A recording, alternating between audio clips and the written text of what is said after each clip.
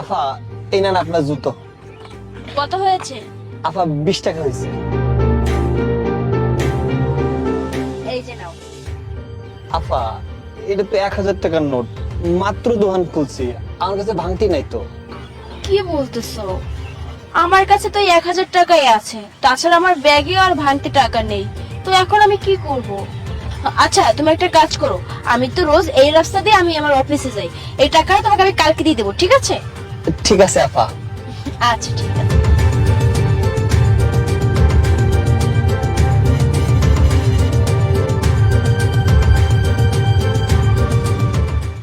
এই, তোমাকে যে সকালে একজোড়া জুতা দিয়ে গেছিলাম, ওটা কি ঠিক করেছো? হ আপা, এই যে ঠিক করে রাখছি, এই নেন আপনার জুতো। আচ্ছা, এই যে জোড়া আমি পায়ে দিয়ে এসেছি এই জোড়া রাখো, আর যে কালকে আরেক জোড়া জুতা দিয়ে গেছিলাম এই দুটো মিলিয়ে তুমি ঠিক করে রাখো, আমি কালকে নিয়ে যাব, ঠিক আছে? আর শুনো, তোমার কত টাকা হয়েছে? আপা, কালকের আর আজকের মিলে মোট 40 টাকা হয়েছে। ও আচ্ছা, এই দেখো, আজকে আমার কাছে 1000 টাকার নোট, আমার কাছে খুচরো কোনো টাকা নেই। আচ্ছা, তুমি 1000 টাকা ভাঙতি করে তোমার টাকা রাখতে পারবে? না আপা, আমার কাছে 1000 টাকা নোট ভাঙতি নাই। আচ্ছা ঠিক আছে, তাহলে একটা কাজ করো, টাকাটা কালকে নিও। না আপা, আমার আজকে একদম আয় রোজগার হয় নাই, মাত্র দোকান খুলছি। আপনি কোনখান থেকে ভাঙতি করে আমার টাকাটা আজকে দিয়ে যান। আরে তুমি কি পাগল হয়ে গেছো? এখানে আমি কোথায় ভাঙতি করব? তুমি একটা কাজ করো, তুমি কালকে নিও। আচ্ছা আপা, একটা কাম করেন, টাকাটা আপনি আমার দেন, আমি খুচরা করে আনি। শোনো, তুমি এখন টাকাটা ভাঙতি করে আনলে আমার লেট হয়ে যাবে, আমার অফিসে যেতে হবে। আচ্ছা, তুমি কোনো চিন্তা করো না, আমি তোমাকে টাকাটা কালকে শিওর দিয়ে যাব। ঠিক আছে আপা, তাহলে মনে করে কালকে দিয়ে যান কিন্তু টাকাটা। আচ্ছা।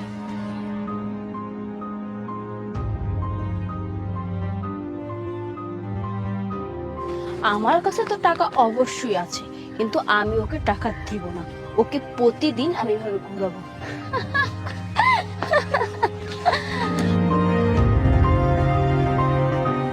আপার ব্যাগ না?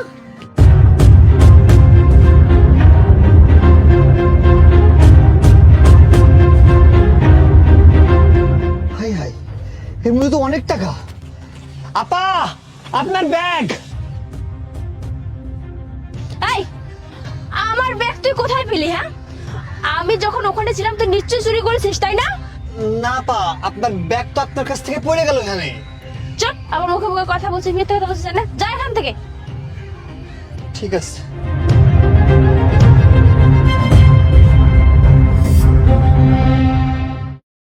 ভাইয়া, আমার জুতো দুজোড়া কমপ্লিট হয়েছে? জি আপা, হয়েছে।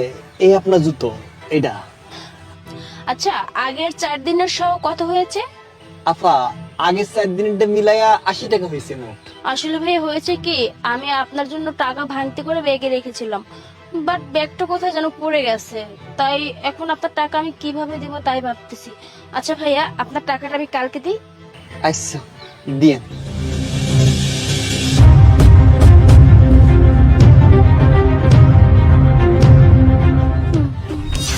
এই, হেল্প! হেল্প! আমার ব্যাগ!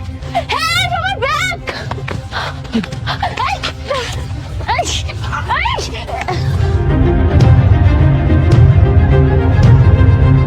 ভাইয়া, আপনাকে অসংখ্য ধন্যবাদ। তুমি জানো না যে আজকে তুমি আমার কতবার উপকার করেছো। কোনো ব্যাপার না পা, এইটা আমার দায়িত্ব ছিল। তুমি জানো, আমার এই ব্যাগের ভিতরে অনেক টাকা আছে, আর এই টাকাগুলো শুধু তোমার জন্যই আমি ফেরত পেয়েছি। আর তুমি আমাকে ক্ষমা করে দিও, তোমার পরিশ্রমের টাকা আমি তোমাকে দেইনি, আমার কাছে টাকা থাকা সত্ত্বেও আমি তোমাকে ঘুরিয়েছি। আমি জানি আপনি প্রত্যেকবার ইচ্ছা করে আমার টাকা দিতেন না, আর আপনি যতবারই আসছিলেন আপনার কাছে টাকা ছিল, এটা আমি জানতাম। তুমি জানতে? কিভাবে জানতে? ওই দিন যখন আপনার ব্যাগটা রাস্তায় পড়ে আসছিল, আমি দেখছিলাম আপা।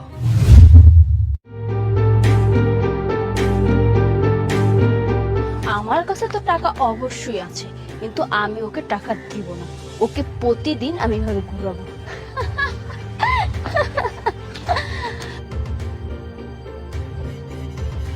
আপার ব্যাগ না?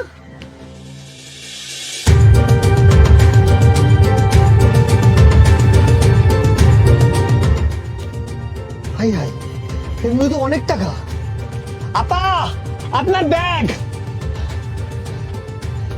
এই, তুই কোথায় পেলি? হ্যাঁ, আমি যখন ওখানে ছিলাম তুই নিশ্চয়ই চুরি করেছিস, তাই না? না আপা, আপনার ব্যাগ তো আপনার কাছ থেকে পড়ে গেল এখানে। চুপ, আমার মুখে মুখে কথা বলছিস, মিথ্যা কথা বলছিস না, যা এখান থেকে। ঠিক আছে। তুমি আমার ব্যাগে টাকা দেখেছিলে, অথচ তুমি আমার কাছে চাওনি কেন? আমি জানতাম আপু যে আপনি আমার টাকা দিবেন না। একটা কথা মনে রাখবেন, আল্লাহ সবকিছু দেখতেছে, আমাদের সবকিছুর বিচার তার হাতে, এখানে আমাদের কোনো হাত নাই। আমি তোমার যে কয় টাকা মেরে দিয়েছিলাম তার থেকে বেশি আজকে আমার লস হয়ে যেত, কিন্তু সেই লস থেকে তুমি আমাকে বাঁচিয়েছো। আমি এক্ষুনি তোমার সব টাকা দিয়ে দিচ্ছি। এই নাও তোমার সব টাকা, আর প্লিজ তুমি আমাকে ক্ষমা করে দিও। ঠিক আছে আপা, আপনার অনেক ধন্যবাদ, কিন্তু এখন কথা কই, কখনো গরিবের টাকা মাইরা দিন না।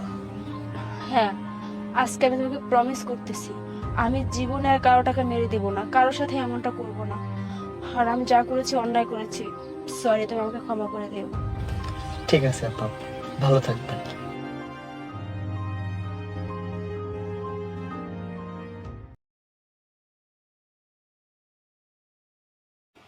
আচ্ছা এমন, তোমার হাজবেন্ড কবে না কবে আসবে, এর জন্য আমরা বসে থাকবো?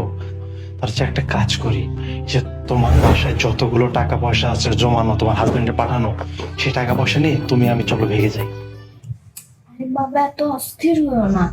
টাকা পয়সা তো জমা আছে, কিন্তু ও যখন বিদেশ থেকে এবার আসবে, এবার আসলেও অনেক টাকা নিয়ে আসবে, অনেক বছর পর আসতেছে তো। আর এবারে যে টাকা পয়সা নিয়ে আসবে, গয়নাগাটি নিয়ে আসবে, এগুলো নিয়ে যদি আমরা পালাই যাই, সারা জীবন আমরা বসে বসে খেতে পারবো। এত অস্থির হলো না। ঠিক আছে, ওকে।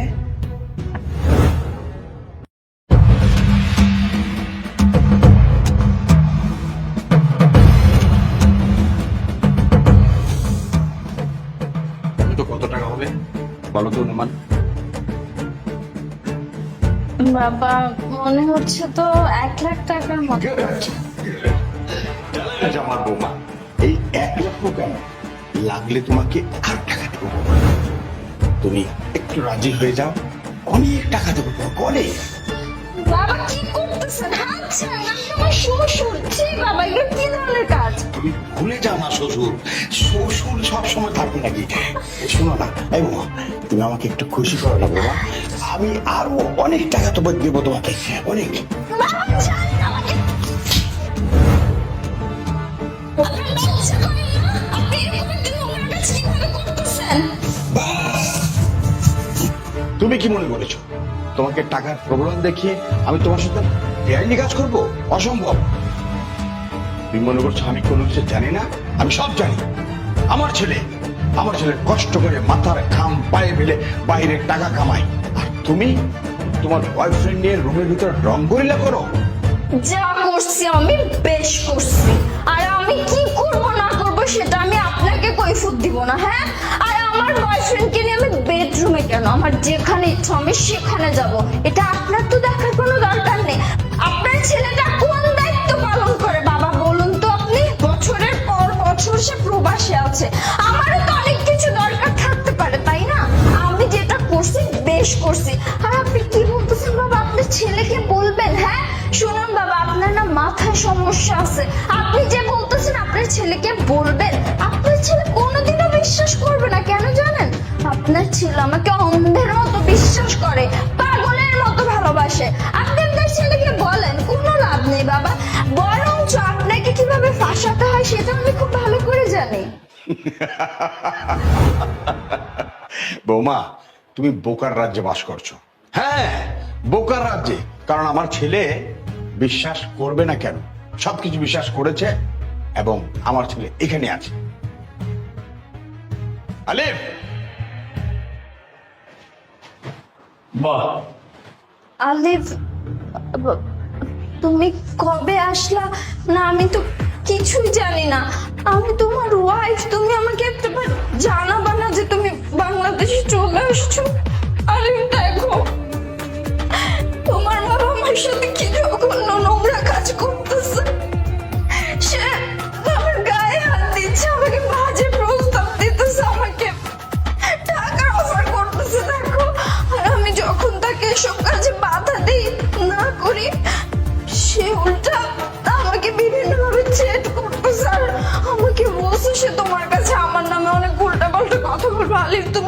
বিশ্বাস করো না কিছু।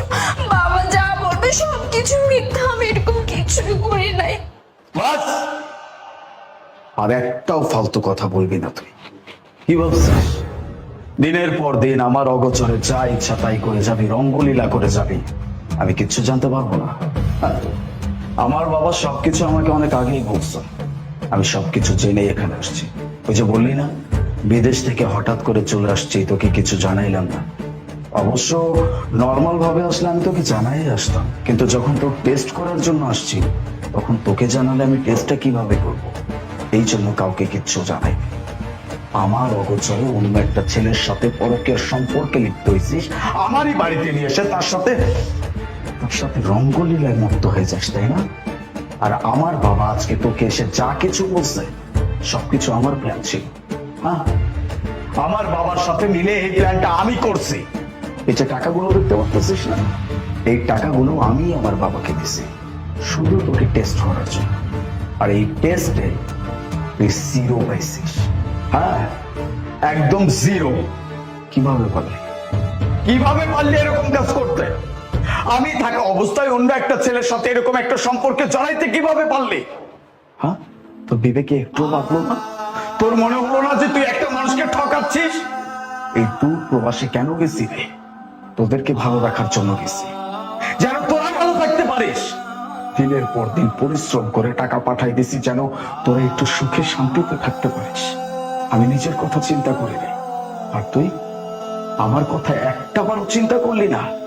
এই মানুষটার কথা একটাবারও চিন্তা করলি না যে তোর হাজবেন্ড এগুলো শুনলে কতটা কষ্ট পাবে। কষ্ট আমি অনেক পাইছি, তার থেকে বেশি আমি অবাক হয়েছি যেই মানুষটাকে ভালোবেসে আমি বিয়ে করে নিয়ে আসলাম, সেই মানুষটা কিনা আমার অগোচরে অন্য একটা ছেলের সাথে এরকম নিকৃষ্ট একটা সম্পর্কে কিভাবে লিপ্ত হয়েছে। না, তোর মতো মেয়ের সাথে সংসার করা যায় না। এত কিছু দেখার পরেও যদি আমি তোকে ক্ষমা করে দিই তাহলে উপরওয়ালা আমাকে ক্ষমা করবে না। তোর সাথে আমি সংসার করব না। আই ওয়ান্ট ডিভোর্স, আর আমি তোকে ডিভোর্স দিব। আলিফ, আলিফ প্লিজ আমার মাফ করে দাও। আলিফ, আলিফ প্লিজ আমার ক্ষমা করো। ক্ষমা? কিসের ক্ষমা? ওঠ, ওঠ। কি ভাবছিস তোকে আমি ক্ষমা করে দিব? আমার পায়ে ধরে মাপ চাবি আর আমি তোকে ক্ষমা করে দিব? নেভার। তোর মতো মানুষকে কখনো ক্ষমা করা যায় না। তুই পাপ করছিস, তুই অন্যায় করছিস, আর অন্যায়ের শুধুমাত্র শাস্তি হয়, ক্ষমা হয় না। আর সেই শাস্তি হচ্ছে তোকে আমি ডিভোর্স দিব। ডিভোর্স লেটার পাঠাই দিব, সুন্দর করে সাইন করে দিবি। আর সংসার করার কথা বলতেছিস, যা না নিজের নাগরের সাথে গিয়ে সংসার কর, যা।